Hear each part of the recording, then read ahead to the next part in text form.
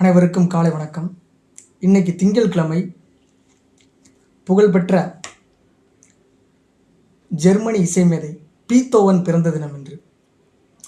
Beethoven அப்படின்னு சொல்லி நம்ம கேள்விப்பட்டிருப்போம். அவர் எந்த நாட்டுக்கார் அப்படின்னு சொல்லி நம்மளுக்கு தெரியாது. அதுக்காக நம்ம அதையாச்சும் தெரிஞ்சுக்கிற விதமாக ஜெர்மனி நாட்டை சேர்ந்தவர் பீத்தோவன். ஹிட்லரும் அதே நாட்டை சேர்ந்தவர் தான். உலக புகழ்பெற்ற ஜெர்மனி இசை மேதை